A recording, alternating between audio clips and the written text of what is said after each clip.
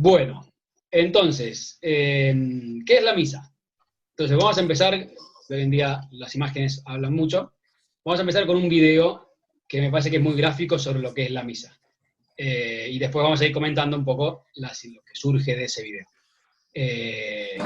Yo lo pongo, si ven que no se escucha o que no se ve, me avisan y bueno, nada, veo qué es lo que está pasando. Pero en principio va a funcionar bien. Ahí vamos con el video.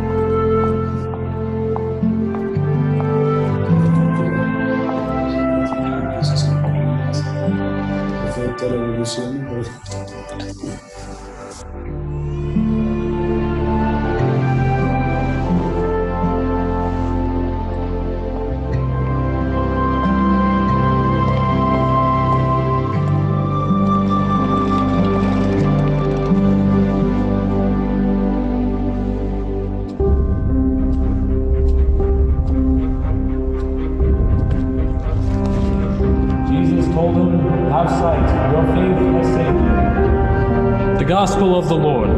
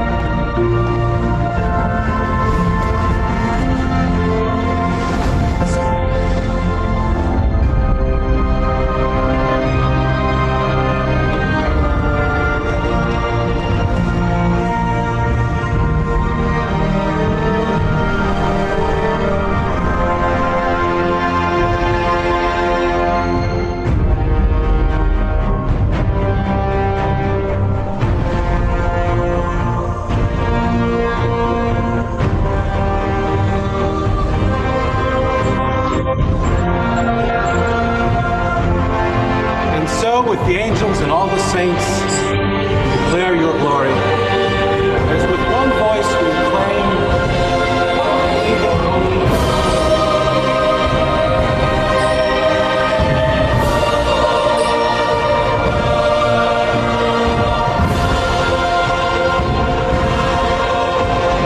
the body and blood of our Lord Jesus Christ.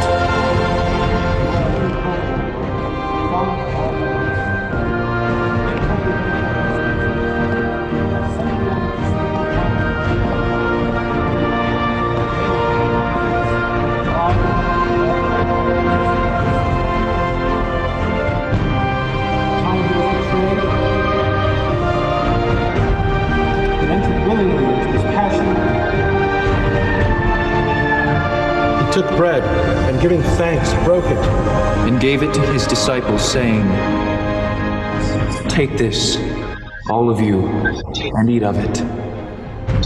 For this is my body, which will be given up for you."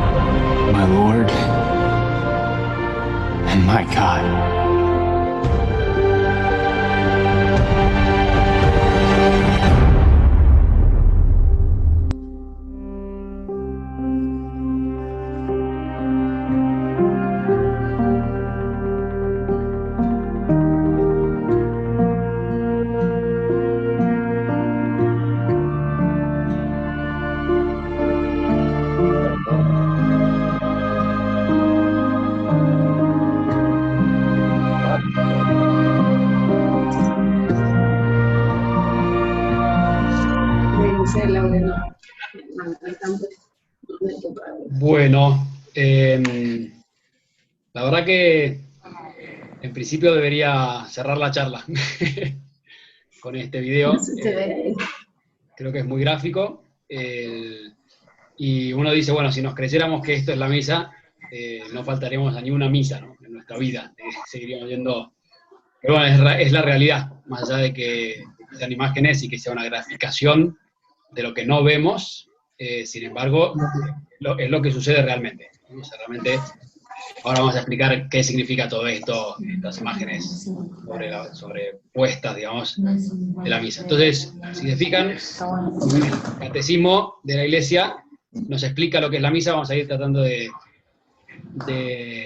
desarrollar estas palabras.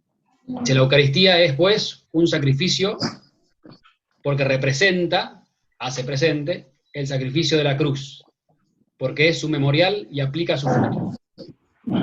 Sigue, Cristo, nuestro Dios y Señor, se ofreció a Dios Padre una vez por todas, muriendo como intercesor sobre el altar de la cruz, a fin de realizar para ellos, los hombres, una redención eterna.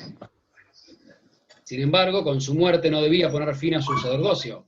En la última cena, la noche que fue entregado, quiso dejar a la Iglesia, su esposa amada, un sacrificio visible, como lo reclama la naturaleza humana, donde sería representado el sacrificio sangriento que iba a realizarse una única vez en la cruz, cuya memoria se perpetuaría hasta el fin de los siglos, cuya virtud saludable se aplicaría a la redención de los pecados que cometemos cada día.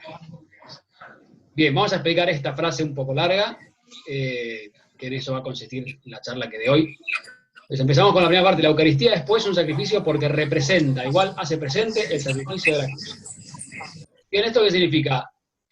A veces la palabra representar se la pone así, como re-presenta, para darnos cuenta de que no es una representación teatral.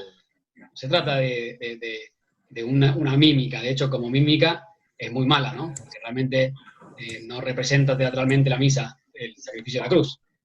Uno dice, ¿dónde está el sacrificio de la cruz? No se lo ve. En la misa del sacerdote no hace ningún gesto que se parezca a Jesús muriendo en la cruz.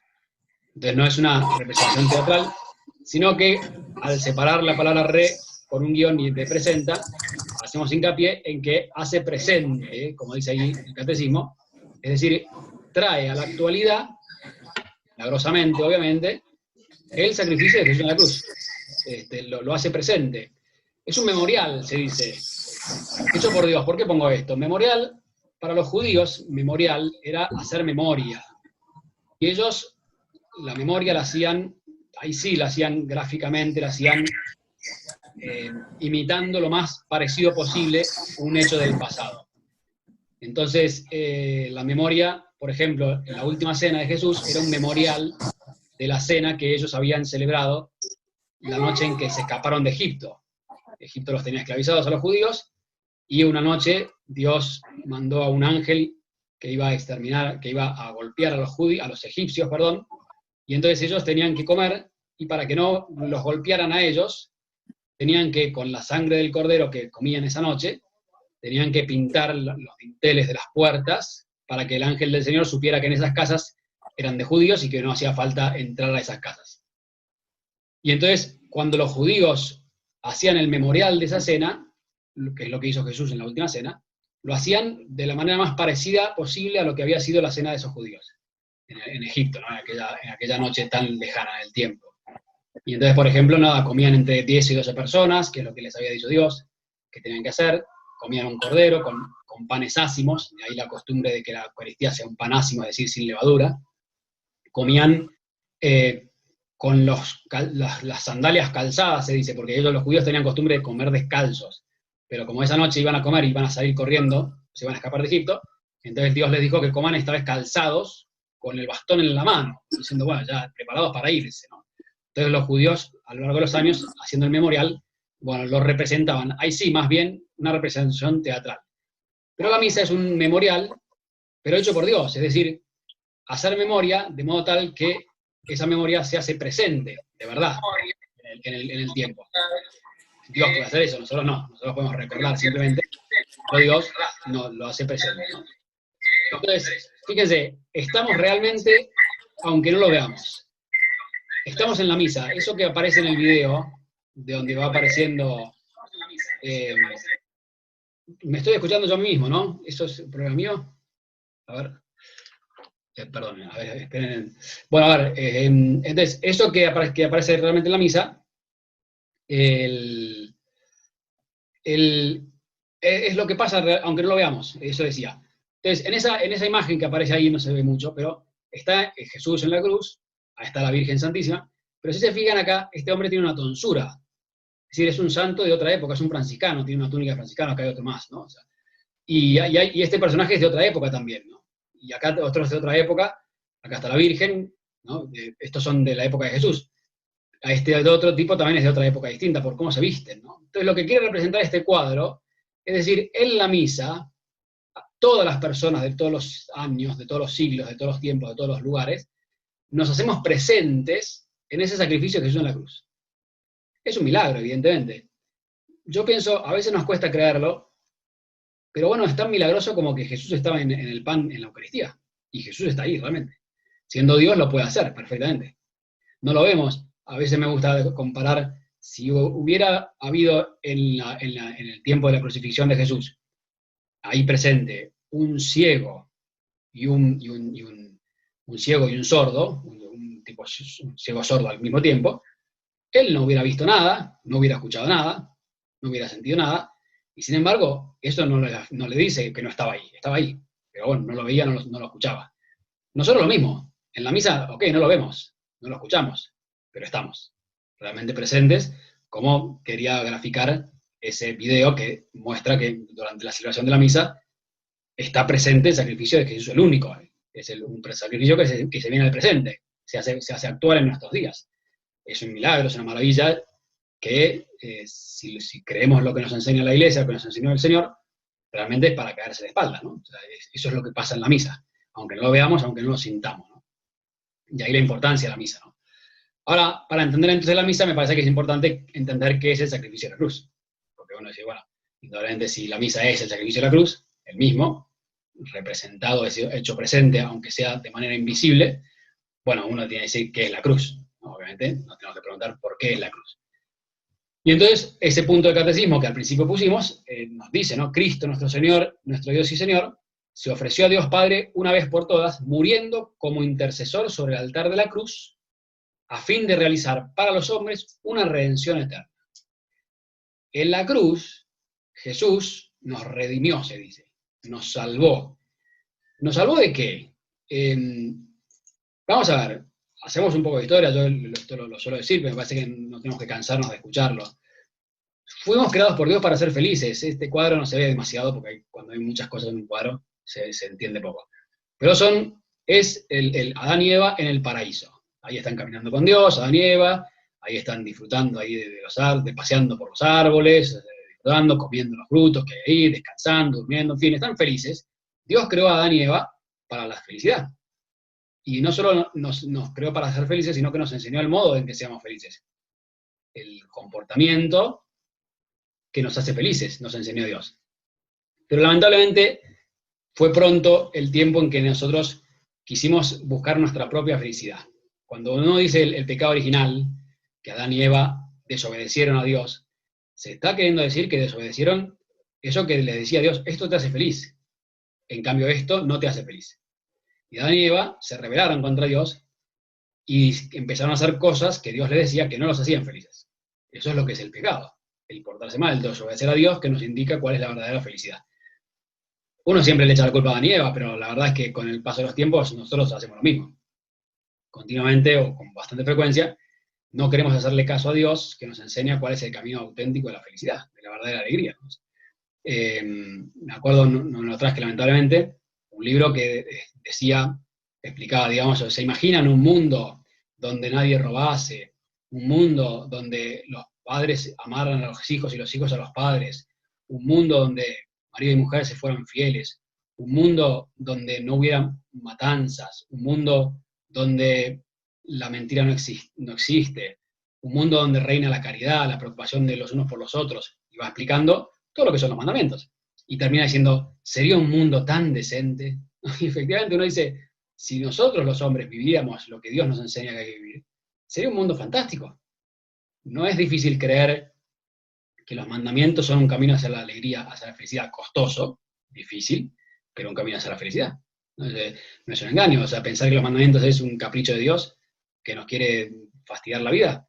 Pienso que cuando uno dice un mundo en función a lo que Dios nos pide que vivamos, sería un mundo tan feliz, francamente, sería un mundo tan decente, tan lindo, y nosotros lo afeamos porque muchas veces, porque no nos sale, porque no podemos o porque no queremos, no hacemos caso a esas cosas que Dios nos dice que son lo que constituye la verdadera felicidad.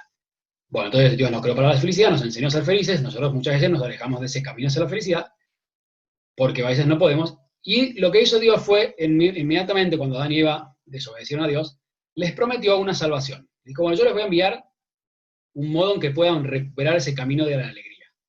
Porque la desobediencia a Dios nos llevó no solo a apartarnos de Él, sino que sin Él no podemos recorrer ese camino que Él nos dice. Ese es el problema. Sin Dios, alejados de Dios, hacer esas cosas buenas que nos hacen felices, que hacen un mundo decente, no nos sale. Realmente no nos sale. Entonces Dios, en ese momento, en este cuadrito, se representa a Adán y Eva, escuchando de Dios, que les dice que les va a enviar un Redentor, un Salvador, que es Jesucristo, con María, y aparece Jesús y la Virgen, en una imagen, ¿no? Aplastando la cabeza de la serpiente, el diablo, que fue el que los engañó, les dijo que no hacerle caso a Dios los iba a hacer felices, los iba a hacer ser como dioses. Por eso es lo que representa el cuadro Dios les prometió un Salvador. Y el Salvador fue efectivamente Jesucristo.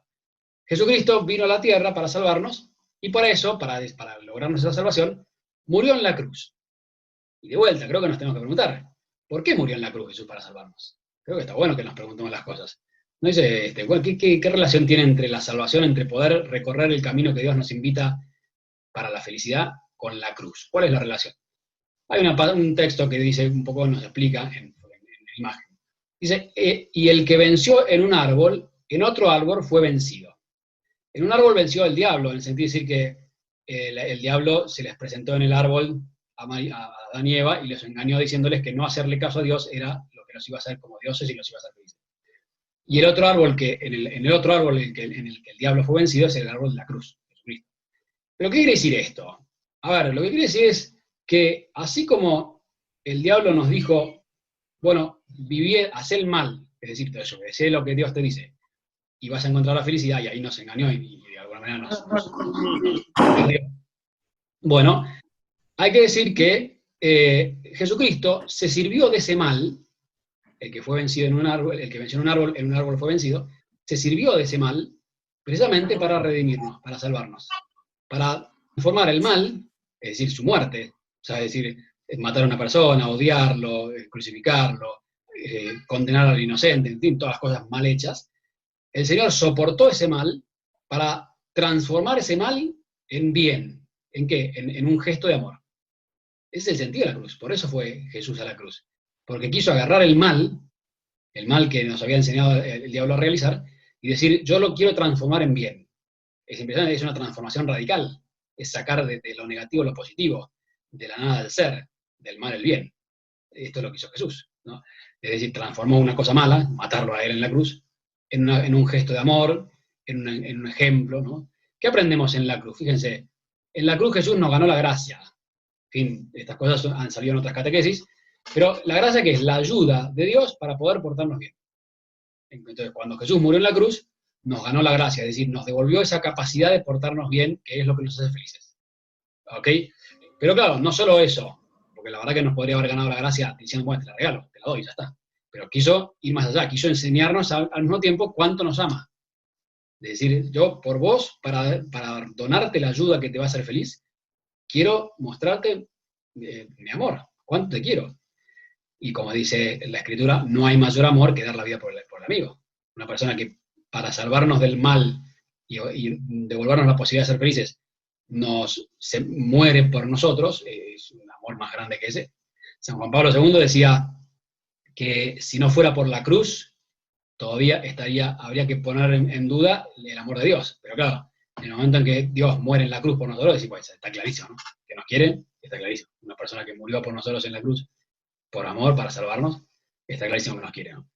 Y al mismo tiempo nos enseñó el camino, que es un poco esto que decíamos, ¿no? O sea, nos enseñó el camino, que es decir, transformar el mal en bien.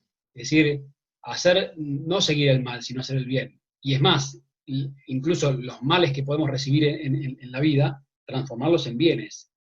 Es decir, el odio en amor. El camino es el camino del amor. Querer a la gente, querer a Dios, querernos entre nosotros. Ese es el camino de la alegría. No hay otro camino, ¿no? Hoy en día el mundo nos enseña a que el camino de la alegría es autorrealizarte, es ser vos mismo, todo eso lo vamos a conseguir en la medida en que salgamos de nosotros mismos y nos demos a los demás. La vida feliz es la vida de aquel que sabe amar. Aunque es una vida costosa, dificultosa, pero sin embargo feliz, ¿no? O sea, es decir, no es verdad que la felicidad está de la mano de la comodidad. La felicidad está de la mano del sacrificio, de la entrega, del amor hacia los demás. Bien, entonces, por eso es la cruz. Porque el Señor no solo nos quiso decir, yo te devuelvo la gracia, es decir, la ayuda para que puedas vos ser feliz, sino que quiero mostrarte lo que te quiero y quiero enseñarte el camino, y además darte la ayuda para que puedas ser feliz. Todo eso lo consigue Jesús de una manera excelente, muriendo, aceptando ese mal que le hacen a él y transformándolo en bien. Bueno, insisto que yo sigo hablando, esto de dar clases por Zoom es muy incómodo. Pero bueno, yo sigo hablando, ustedes si tienen dudas, si quieren acotar, si quieren hacer una pregunta, me frenan y preguntan lo que quieran, ¿eh? Si quieren hacerlas al final, las hacemos al final. Pero bueno, yo no sé si están dormidos, si están contentos, si están atentos. Así que, pero bueno, nada, es lo que nos toca vivir. Bien, sigamos con qué es el sacrificio de la cruz. Y te iba a decir, perdón, ahí puse, discúlpame, terminé poniendo claro, la misa uno dice que es el sacrificio de la cruz. Sí, pero es el sacrificio de la cruz que culmina con la resurrección. Esto es importante, ¿eh? Porque no es la cruz, muerte en la cruz, la última palabra, sino que la última palabra es que después de morir en la cruz, Jesucristo resucitó. Porque como dice San Pablo, si Cristo no hubiera resucitado, ¿en qué creemos? Vana es nuestra fe, dice, creemos en una mentira, creemos en un muerto. Pero no, Cristo vive, Cristo está vivo, resucitó, y ese que nos prometió la salvación está vivo con nosotros. La resurrección es la garantía de que todo lo que Él nos enseñó es cierto y es real. Bien, entonces la misa es la representación de Jesús en la cruz y su resurrección. Es el sacrificio completo, no solo la muerte, ¿no? O sea, sino todo el sacrificio completo que es junto con su resurrección. Bien, ahora bien, ¿para qué la misa? Nos dice, bueno, ya está, Jesús ya nos salvó, hemos conseguido la redención, ¿para qué la misa? ¿Por qué el Señor quiso traer al presente ese sacrificio en la cruz que nos salvó, que nos devolvió la capacidad de hacer el bien para ser felices? Y explica esa cita del catecismo que acabamos de leer, en la última cena quiso dejar a la iglesia un sacrificio visible, es decir, la misa, donde sería representado el sacrificio, el de la cruz, y cuya virtud saludable se aplicaría a la redención de los pecados que cometemos cada día. Es decir, la misa es lo que nos aplica, lo que nos trae a nosotros hoy ahora los frutos del sacrificio de la cruz. Uno dice, Jesús murió en la cruz hace 2000 años, y yo vivo ahora. ¿Cómo hace Jesús para esa gracia, ese ejemplo, esa muestra, traérmela ahora al presente? Bueno, a través de la misa. Con la misa hace presente hoy, ahora, y mañana y en el futuro, y en todas las generaciones, el único sacrificio de la cruz. Por eso, para que llegara su salvación a todos los hombres de todos los tiempos, el Señor, bueno, instituyó la misa, es decir, un memorial donde haría presente ese sacrificio a través del cual el Señor nos salvó. Con lo cual uno dice, la misa es fundamental, porque indudablemente en la misa encontramos nosotros la capacidad de poder recorrer el camino a la felicidad. Es fundamental. Se dice que la misa es la fuente y la raíz de la vida espiritual. Fuente y raíz. Fíjense, la raíz de algo es lo que le da vida a ese algo. Hay una historia, bueno, una historia es una realidad, pero bueno, cuentan de una caña de bambú japonesa que tiene una raíz que tarda un montón de años en crecer. Entonces uno siembra, no es para personas que sean impacientes, no es para los japoneses, ¿no? Que parece que tienen fama de ser muy pacientes, ¿no? Muy pacientes. Y entonces esa caña de bambú uno la siembra, ¿no? Y siembra la semilla y la va regando, y la va abonando el terreno, la va cuidando, y pasan una semana, y pasan 2 semanas, y no asoma nada, y pasan 1 mes, 2 meses, y sigue sin asomar absolutamente nada por la tierra, y pasa 1 año, y pasan 2 años, y pasan 7 años, y no asoma nada. Yo pienso que nosotros a los 3 días ya estaríamos desenterrando la semilla pensando que se pudrió, ¿no? Algo le pasó a esta semilla. Bueno, 7 años regando la semilla, regando la tierra, abonando el terreno, cuidando que le pegue el sol, en fin, 7 años. Y después, esa semilla, en solo 6 semanas, crece 30 metros. Explota, ¿no? O sea, como, cada uno dice, ¿qué pasó? ¿Creció en 6 semanas? No, creció en 7 años y 6 semanas. ¿Y qué sucedía en esos 7 años? Se iban desarrollando por bajo de la tierra un conjunto complejo de raíces que de alguna manera permitiría sostener una caña tan grande y al mismo tiempo le daría el potencial para que pueda crecer tan de golpe. En 6 semanas, 30 metros, ¿no? Una barbaridad, es como una explosión, digamos, ¿no? Bueno, no es que tardó 6 semanas, tardó 7 años y 6 semanas en crecer. Bueno, la misa es la raíz. Cuando uno va a misa, a veces le parece, esto no me sirve de nada, esto no me cambia, esto no me transforma, esto, paciencia, paciencia, que la misa es una raíz que va creciendo, que se va desarrollando, va madurando, que esa recibir a Jesús en la Eucaristía, que es estar presente en el sacrificio de Jesús en la cruz, nos va dando la raíz que permitirá después que podamos recorrer el camino del bien, que es el camino, insisto, el camino de la felicidad, el camino de la alegría. O sea, con lo cual uno dice, la misa es algo fundamental. Por eso nos insisten tanto en la misa, por eso la Iglesia insiste tanto en la misa, no por capricho, sino porque realmente sabe la Iglesia, como Madre nuestra que es fundamental para nosotros, para que podamos ser felices, no solo el día que nos vayamos al cielo, ya ahora, en esta tierra, aunque es una felicidad relativa, transida de dolor, de sufrimientos, de complicaciones, ¿no? Bien, vamos a ver brevemente las partes de la misa. Digo brevemente porque en principio, la idea era que vieran esos videitos donde se explicaba un poco lo que era la misa, las partes que tenía. Bien, sé que la vida es muy compleja y que a lo mejor varios, o tal vez ninguno, lo habrán podido ver. Entonces quiero simplemente hacer un breve repaso de las partes de la misa, y empezando por decir de dónde salen esas partes de la misa, cómo está constituida la misa. La misa se celebraba, como se celebra hoy, ya muy a principios de siglo. San Justino, que es del año 150, ya nos describe la misa prácticamente como la celebramos hoy. Y uno dice, y el origen de la misa, el origen más remoto, es del mismo Jesús. Obviamente en la última cena, pero no solo en la última cena. Fíjense, esta escena nos representa en este cuadro Jesucristo caminando con los discípulos de Emaús. Los discípulos de Emaús son esos 2 discípulos que después de que Jesús murió, el domingo, el día que Jesús resucitó, se estaban yendo a Emaús, una ciudad que quedaba a unos 11, 12 kilómetros de Jerusalén, y estaban volviendo a sus casas tristes, porque bueno, su maestro, Jesús, había muerto. Y no creían en la resurrección. Algunas mujeres le habían dicho que habían resucitado, pero ellos no lo creían, pensaban que eran un delirio, ¿no? Estaban delirando. Y Jesús se les presenta en el camino, aunque ellos no lo reconocen, no se dan cuenta que es Jesús, resucitado, y empiezan a caminar con él.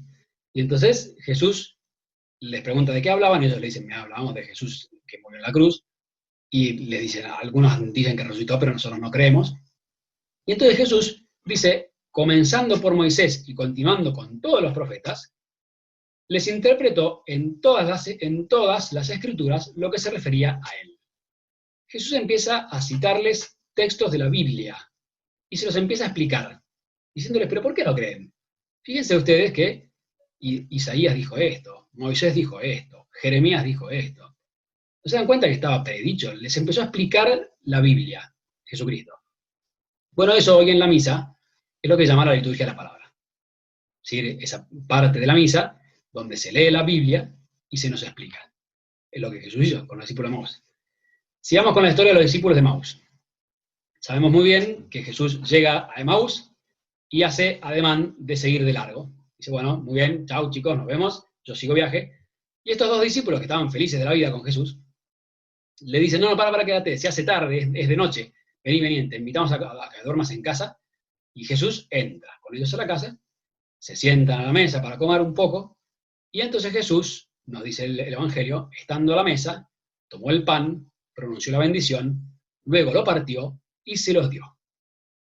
Fíjense, este gesto, después dice el Evangelio, que en este gesto ellos lo reconocieron, se dieron cuenta que era Jesús el que estaba haciendo eso. ¿Qué hizo Jesús?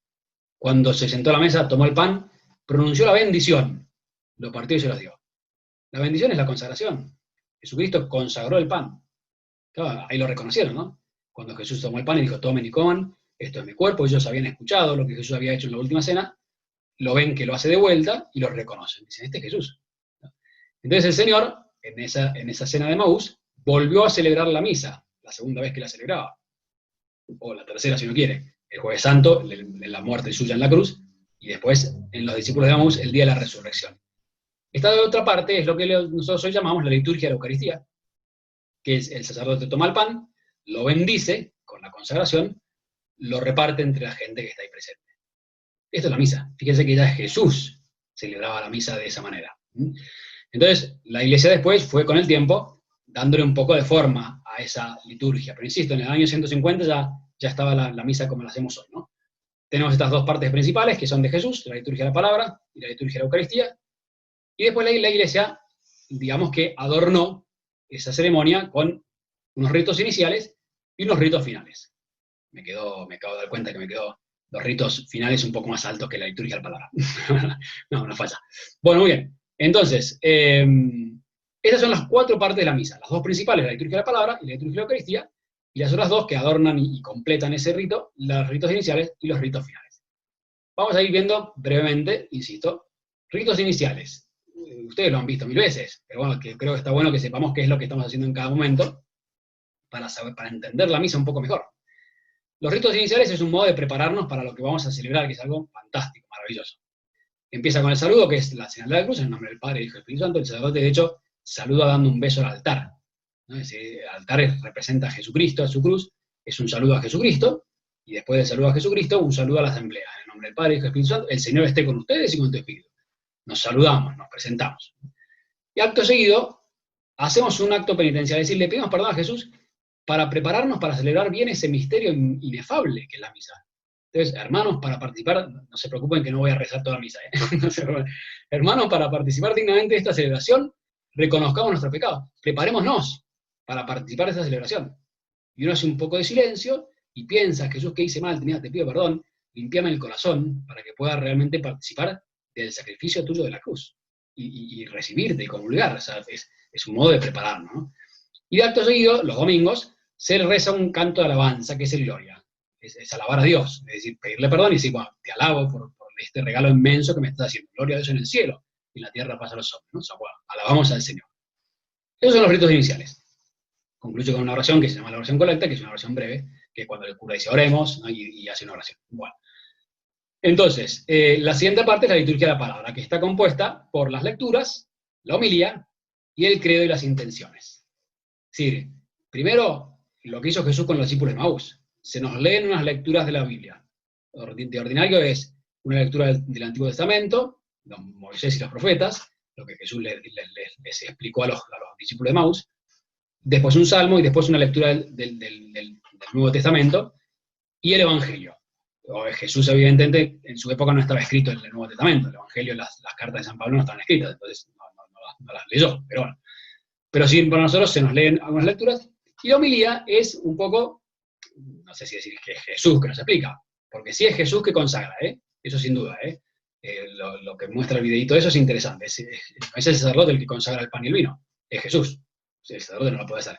Bien, no de la misma manera es Jesucristo el que habla, porque si no sería, el cura no se equivocaría, y a veces los curas nos equivocamos, podemos llegar a decir macanas en la homilía, pienso que ordinario no las decimos, pero bueno, podemos decirlas, ¿no? Bien, pero la homilía es un modo de explicarnos, ayudarnos a entender un poco qué es lo que se nos leyó, qué es explicarnos las escrituras, lo que hizo Jesús con los discípulos de Maús. Y para terminar esa liturgia de la palabra, la Iglesia nos invita a rezar el credo, es decir, a decir, bueno, yo creo en todo esto que acabo de escuchar, creo en todo esto que acabo de leer, y creo que en todo esto que me acaban de explicar, y creo en lo que sigue, creo en la Eucaristía, creo, ¿no?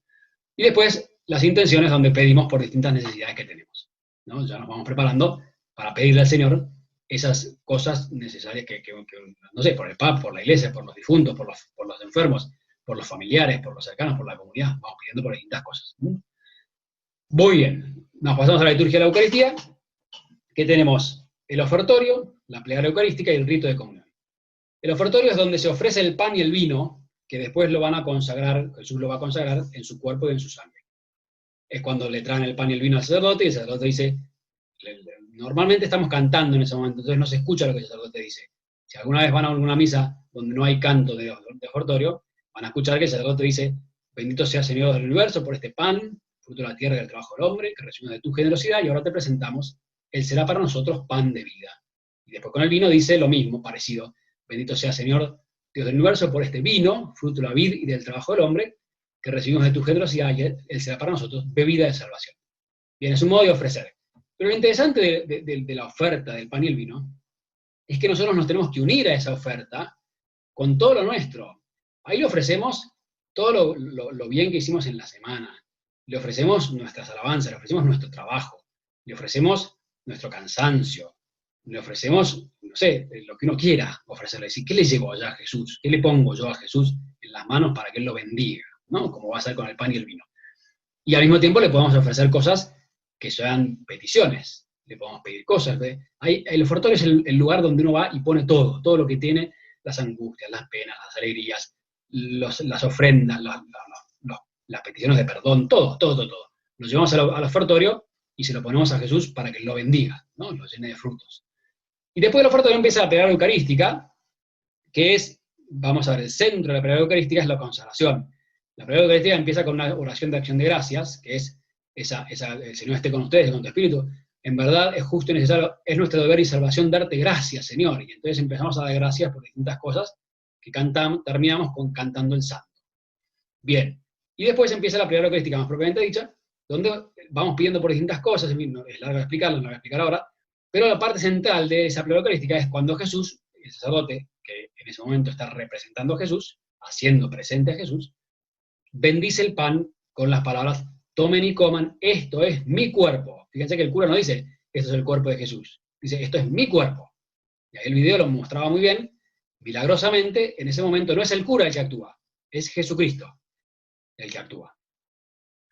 No se siente nada, ¿no? Siempre las chicas me preguntan, ¿y qué se siente? Y no se siente nada, porque Jesús lo hace todo, digamos, ocultamente, pero por la fe creemos que realmente en ese momento es Jesús el que está usando, en mi caso, mis palabras, mis gestos, mi cuerpo, mi alma, para realmente hacerse Él presente en mí y a través de mí consagrar el pan. Eso ya no es más pan, es mi cuerpo, el cuerpo de Jesús. Y lo mismo con el vino. Tomen y beban, este es el cáliz de mi sangre, la sangre de Jesucristo. En ese momento se hace Jesús presente, ¿no? Fíjense cómo respondemos, este es el misterio de nuestra fe, anunciamos tu muerte. En ese momento se hace presente Jesús en el pan y el vino, pero se hace presente también la muerte y la resurrección de Jesucristo. Anunciamos tu muerte y proclamamos tu resurrección. Ven, Señor Jesús. Fíjense el contenido que tiene la misa. Lo que pasa es que lo estamos explicando en muy pocos minutos, pero es una cosa que cuando uno la entiende y la descubre, es maravilloso, ¿no? En ese momento estamos anunciando la muerte de Jesús, es decir, haciéndola presente y proclamando su resurrección. Ven, Señor Jesús. Bien, y termina la liturgia de la Eucaristía con el rito de comunión, que empieza con el Padre Nuestro. Fieles a la recomendación del Señor, nos atrevemos a decir Padre Nuestro y nos vamos preparando para recibir la comunión que se nos distribuye, ¿no? Diciendo el cuerpo de Cristo, amén. Bueno, la parte de la comunión es una parte también central, obviamente, de la Eucaristía, pero no es la única parte central. Todo el resto, lo que hemos visto, no es que uno va a misa solo para comulgar. Uno, si no puede comulgar, la misa tiene un valor infinito en sí misma. Es unirnos al sacrificio de la cruz, es hacernos presentes en ese sacrificio donde Jesús nos mostró su amor, nos enseñó el camino y nos dio la ayuda para poder recorrerlo. Es impresionante la misa. Cuando tenemos fe, realmente nos impresiona, ¿no? Bien, y la comunión, obviamente, es recibir a Jesús, hacernos una cosa con Él, ya hablaremos más en las próximas charlas, también es una cosa maravillosa, ¿no? ¿Sabes? Y después termina la misa ya con los ritos finales, donde hay una oración, oremos, ¿no? Esa dice una oración de despedida.